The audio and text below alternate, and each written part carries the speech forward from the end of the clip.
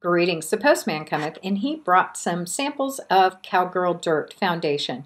I love this Cowgirl Dirt Southern Belle foundation. Love the ingredients in it. Very, very good for dry skin, for aging skin.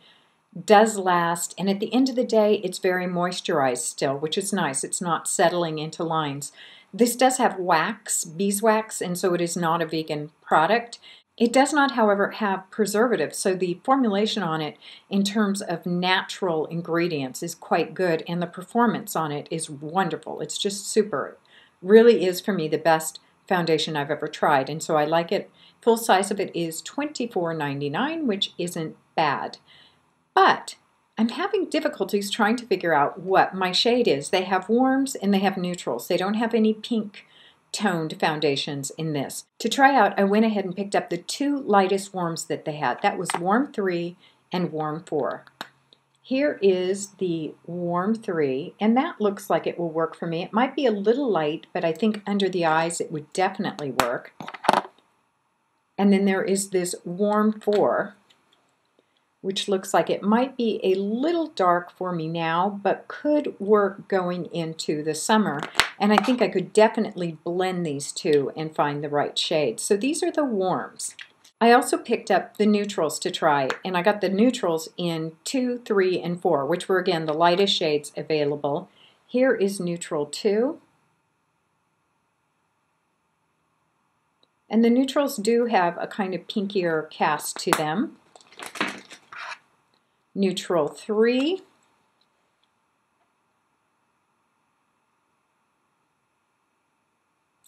I feel like I could wear any of those shades that I just showed you.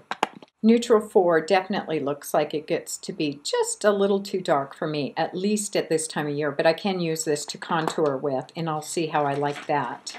I do like to sometimes contour with my foundation, just get a slightly darker shade. I also went ahead and picked up another of their concealers, because last time I used the concealer, it didn't work for me, but my under eyes were really wickedly dry. And now that I've been using the Shea Terra Around Eye Serum, that argan and green coffee extract, along with the Mukti, I'm not having the dryness issues that I once had. It also might be that it had eye brightening properties to it. For some reason, those brightening extracts seem to just pull more attention towards the dark circles for me rather than diffuse it. So that's it for what the postman brought me. This week I am traveling, and so I'm going to take those along with me. I feel like I probably can either do the two lightest shades in the warm or the two lightest shades in the neutral. So I'm just going to kind of play around with those this week, see whether I like the warms better or the neutrals better. At any rate, I will play with those shades this week and get back to you and let you know, because I know several of you have tried it and said, "How did you pick your shade?" And I have to say, it's not easy. Buying the samples is the best thing I can think of. For those 6 samples, I think I paid $8.50 or under $8.50, and they last a pretty good long time, so it's a good deal to have those anyway. For traveling, perfect. The other thing I need to do is to answer a question by LukeHard242. He asked a great question. The question he asked was, which natural preservative do you like best? And I knew it would take me more than the little box that's available on the YouTube response to answer that one, so I wanted to go ahead and do a video response for that. The first thing is, I really don't distinguish between natural and artificial preservatives, which sounds strange, but here's why. A lot of the natural preservatives are actually processed in a synthetic or artificial way, and through that process become contaminated. So the line between natural and artificial there isn't particularly helpful. The other thing is, not everything natural is automatically good for you, and not everything unnatural or synthetic is automatically bad for you. The best way I can think about this is to think in terms of veganism or in terms of vegetarianism. Leather is a natural product, and yet if you are a vegan or a vegetarian, you're going to prefer a synthetic material. Cosmetics, it's a little different. I normally think of cosmetics as I think of food. So how I would eat, I try to think about cosmetics. The simpler, the better. Making sure you get a variety of things that your skin or your body needs, it's important. So I like to kind of think in terms of nutrition and nutrition for my body. What does that mean? It means I don't want to be layering preservatives. It means I want to be eating and using fresh product when I can, product that hasn't been processed within an inch of its life.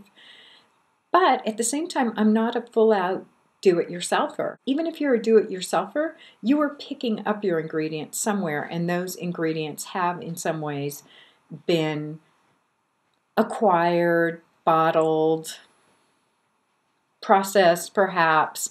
At any rate, everything is coming to you through something else. So it's really impossible to get 100% certainty, 100% natural, 100% pure, 100% safe, all those 100%. It's just a difficult thing to achieve.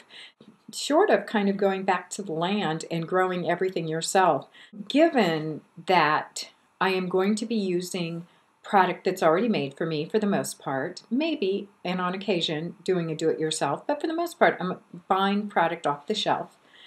And given that there are all these complexities to it, what have I done to reduce the number of toxins that are in my life in terms of cosmetics? Number one, I've gone to waterless formulas wherever possible. This is something the One Love Organics line is most known for. They are 100% waterless, and that's useful, but there are other products that you can get. For example, the One Love Organics has the Brand New Day scrub, but I love Jessie444. Brianna sent me a sample of the All Natural Face Strawberries and Cream waterless powder that you mix, and then it makes a soap or a paste or a mask, much like the Brand New Day product from One Love Organics. Both of those work equally well, so I like those. The other thing you can do is to go to oil-based products, and I know this one's not going to be for everyone. I know a lot of people have a lot of uneasiness about using oil products. I have never had acne-prone skin. My skin was dry probably from my 20s on. I think the last time I produced a natural oil in my face, I was probably 14, 15, 16. After that, it was full-out dry skin. So I've battled dry skin, so my skin can take all the oil I give it and more. I try not to feed it too much, but in general, it likes to be saturated with oils. Going to oil-based products for me and going to waterless products for me has meant that those are products that don't need to be preserved, and that I can find a range of products that are oil-based or waterless that don't have preservatives. I can make choices. There are a lot of options in that category. As soon as you go to water-based products, you're in unstable land and it's going to have to be preserved. So what are some of the preservatives to use? It's complicated. I don't like phenoxyethanol. I don't like that it shouldn't be ingested. I don't like that it's in lip products. I don't like it in foundation because it then is around the tear ducts and around the mouth and can be ingested. So phenoxyethanol is one I avoid. I do avoid parabens, which pretty easy to avoid parabens. There's so many paraben alternative products now. The problem is what they use to preserve it instead of the paraben. I don't use sodium benzoate because I am religious about C products. I've used C products all through my 40s and now into my 50s. Basically, sodium benzoate and vitamin C can produce benzene, and benzene is toxic, so you don't want to go in that direction. Potassium sorbate does not have a particularly pretty rap sheet, but it is a food-grade preservative, so it's safe enough. I would just say with that one, to watch layering. How much of that stuff are you taking in? And you need to take into account what you're eating as well as the other products that you're using, your shampoo, your conditioner, your body washes, etc., etc., etc. Japanese honeysuckle. Now, Japanese honeysuckle is interesting because I know there's been a lot of it's a paraben. I don't know that I believe that, and here's why. I've looked at the arguments for it, and I've looked at the research on it, and here's what I found. At this point, the idea that Japanese honeysuckle is essentially a natural paraben is a hypothesis. It's a reasoned hypothesis, but it is an untested hypothesis.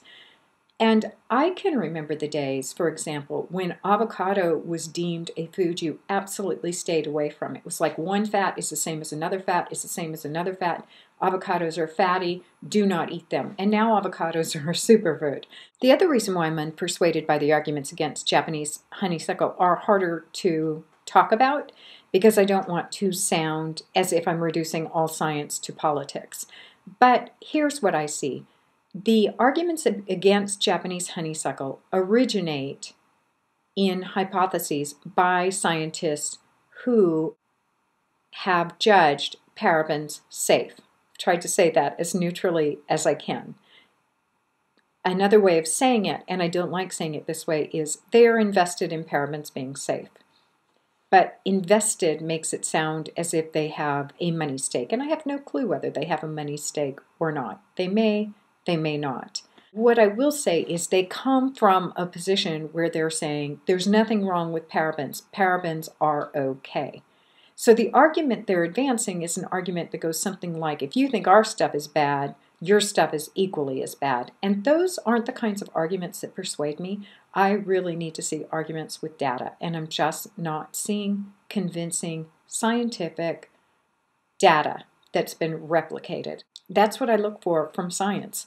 I can reason by analogy. I can reason by metaphor. I am schooled as an English major, right? So I love the imaginative arts, but when I go to science, I take a whole different set of criteria. And when I go to science, I look for a reasoned hypothesis that has been tested, not by one person, but by many people, that has been replicated, and that finally produces results. Usually those results are very narrow. In this particular case, we have judged. And then after a while, you accumulate enough studies and enough tests to be able to validate a more general claim. But right now, there really is no data. It is a dataless claim. It is an idea. And again, I lived through the ban on avocados. So I think in the absence of any kind of research that's showing you whether Japanese honeysuckle is safe or not safe, we just don't know. And that's where we are with that. I'd be inclined to go with safe for the most part. But I don't want to bet on it. I'm not good at gambling. So my way of dealing with it is to watch for it. But if it came down to choosing between two products that I absolutely had to have, and there were no other choices, no waterless products out there to choose, no oil-based products to choose, I would probably say I would definitely go with the Japanese honeysuckle over an artificial paraben, over phenoxyethanol, over sodium benzoate, and possibly even over potassium sorbate. So that's the way I look at it. I'm just like, if I can avoid using any preservatives at all, I will do it. And if I can't, then I will go ahead and use some of the other things. But I try and mix them up so that I'm getting different bits of each toxin. I'll even use the grapefruit seed extract, for example, which is processed, and so it becomes, even though it's a natural product, it becomes processed and thereby contaminated and not natural anymore. It's synthetic. It's made synthetic, if you will, by the process of being extracted, if that makes sense.